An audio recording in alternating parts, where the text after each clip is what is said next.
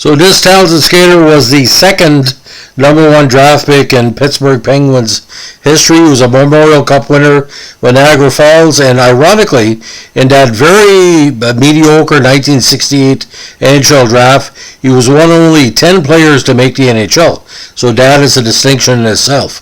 So we're going to talk today about the 5'8", 165-pound talented center Garry Swain. Now, Garry Swain had a left-handed shot, born in the great community of Welland, Ontario. He won the 68 Memorial Cup with the Niagara Falls squad, playing on the top line with the great Tom Webster and the very underrated Don Tannehill of a future Vancouver Canuck. Now, he also played for the Welland Clippers of the OHA Junior B League in 1966. So between 2 years, he went from Junior B hockey to be drafted in the NHL. That's pretty tremendous. Now, he played 9 games with Pittsburgh in his rookie campaign with a goal and assist for 2 points.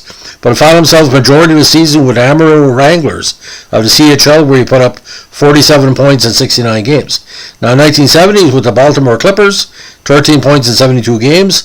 Back with Amarillo in the CHL in 71, 48 points in 71 games. Then he was with Fort Wayne of the IHL, where he had 52 points in 60 games in 1972.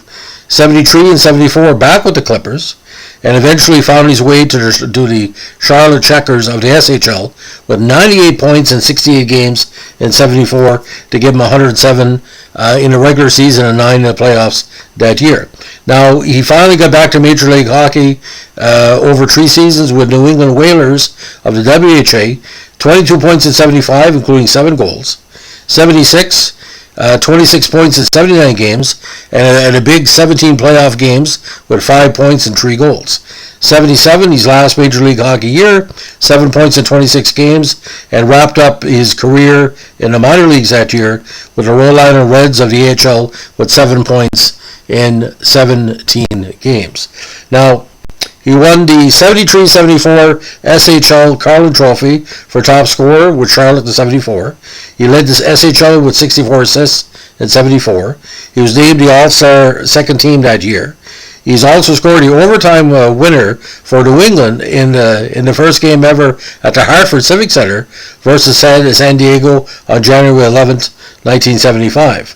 Now, he also set a very interesting record by penalty minutes in one playoff series with 41 versus Minnesota in 75.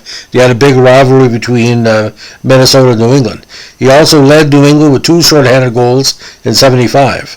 He also scored the game winner, scored the game's first goal for New England in a 5-2 victory over the visiting Soviet national team on December 27, 1976.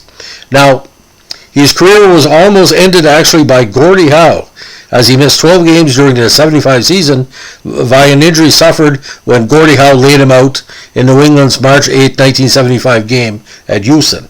Now, he was also elected by the Calgary Broncos in the 72 NHL entry draft, the first ever WHA draft in February 1972. He was always also an avid golfer, as he played in the 75 Semi-Davis Junior Greater Hartford Open Golf Tournament. He's a former Niagara Falls Junior Golf champ who worked summers as a golf pro in Fonthill, Ontario. Now, he also ran a summer hockey school for underprivileged Canadian children in 1975, and he made the WHA roster for New England out of camp in 74 after being invited there on a tryout basis. Now, he also played second base for New England on the Whalers off-season softball team in 75, and he also killed penalties along Tom Earl for New England in 75 and 76. Now, he also lived year-round in the Hartford region during his WHA playing days and remained there after retirement. Now, the rights that the WHA was owned by Cleveland, who traded those to New England, which led to the invite to camp. Now, full name, Garth Frederick Arthur Swain, and nickname, very interesting, Sweeney. Sweeney, very good. And he's a very cerebral guy. He served as Hartford's AHL color commentator for broadcasts on AHL.com during the 2012 and 2013 seasons. Now, he was named Hartford's AHL Director of Corporate Partnerships on April 19, 2012, and he was also named Commissioner of the American West Tier 3 Junior Hockey League, the AWHL, on July 1st, 2013.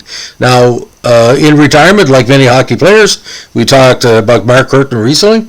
He pursued a career in real estate development after hockey and later became a successful management consultant in Connecticut. So a very diverse life in hockey. All I can say is that when you're number one, I think what really hurt him, and I hope you take this the right way, 5'8's okay, but 164 pounds, that's not the size of a center in the NHL. You got to be a little bit bigger than that. But playing 3 years in New England, there was always talent there. But he can basically say, in the history of Niagara Falls junior hockey, he played on one of the top lines of all time. When Webster, Tannehill, and Swain were together, a lot of goals hit the back of the net. And Tannehill is well known not only for his talent, he had a very unique haircut, very thin hair. And Webster, was kind of a ladies' man, and Swain, a nice-looking guy. So I can imagine the female hockey fans had a lot of cheer on when these three interesting athletes hit the ice. Because I guess it's like Châteauneuf or Lafleur. If one didn't finish the play, the other one took care of that.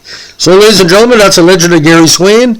If you'd like to give us a like, comment, or subscribe, we're trying to reach 500 subscribers by the end of April. If you could help us do that, we're working towards monetization. As you well know, this is a non-profit channel. If we ever become monetized, any money we make will be going back to hockey programs who will support small town ice efforts throughout New Brunswick and the States. Anyway, thanks for listening. Bye.